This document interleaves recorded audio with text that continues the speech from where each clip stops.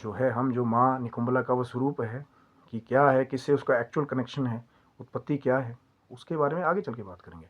आज जो बातें किसी ने कही कि भैया बात चली कि माँ निकुंभला के मंदिर में जो रावण की मेघनाथ जी की कुल देवी थी, कि हो सकता है कि अब आप कह रहे हैं कि श्री सिद्ध कुंज का स्रोत्रम जो है उसके द्वारा मेघनाथ जो है तांत्रिक हवन कर रहा था।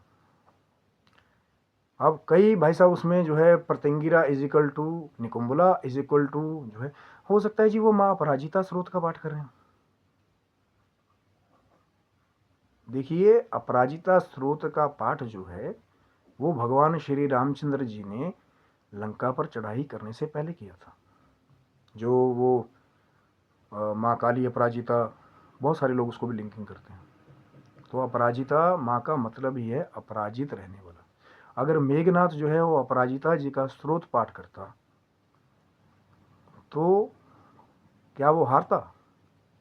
ये उन भाई साहब के लिए जो पहला कमेंट किया था कि हो सकता है वो अपराजिता स्रोत का पाठ कर रहे हैं वहां पे, पहला उनके लिए कि अपराजिता स्रोत का पाठ जो है श्री रामचंद्र जी ने 9 दिन जब साधनाएं की समुद्र के तट के ऊपर बैठ करके, माँ जगदम्बा चंडिका का भी उनको बाद में दर्शन हुआ। बड़ी लंबी कथा है, पहले भोलेनाथ फिर माँ चंडिका के, तो फिर माँ अपराजिता ने उनको आशीर्वाद दिया कि जाइए रण में आपकी विजय होगी। अपराजिता का मतलब क्या? अपराजित, जो कभी हारे ना।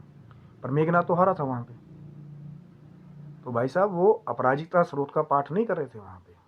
उसका भी मैं प्रमाण बताऊंगा कि क्यों प्रमाणित है कि श्री सिद्ध कुंज का स्त्रोत्रम का ही जो है मेघनाथ तांत्रिक हवन कर रहा था वहां पे। अब दूसरे जो आए एक और भाई साहब हैं, वो कह रहे हैं कि भैया सिद्ध कुंजिका के द्वारा तो कभी हवन हो ही नहीं सकता। ये बड़ी डिटेल बात है कि हवन कैसे होता है। कुछ जरूरी नहीं है कि वो जो नॉर्मल पंडित जी आकर के वो 157 मंत्रों के द्वारा देवी देवताओं के नाम पे हवन डाल देते हैं वो हवन हो गया। ऐसे बहुत सारे गुप्त और खास रीति वाले हवन है, पूजन है, जिसके बारे में सबको नहीं बताया जाता। और जिस मंत्र के पीछे स्वाहा लगा हुआ है ना, तो उसके द्वारा भी हवन हो जाता है सामग्री डाल करके। और जो कह रहे हैं कि भैया आप जाकर के चेक करिए क्या निकुंभला जो स्रोत है अगर आपको मिल जाए कहीं से, क्या उसमें स्वाहा कोई मंत्र छुपा हुआ है?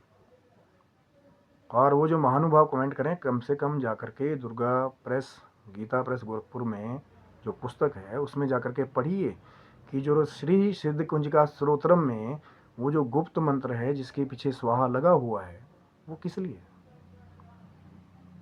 उसके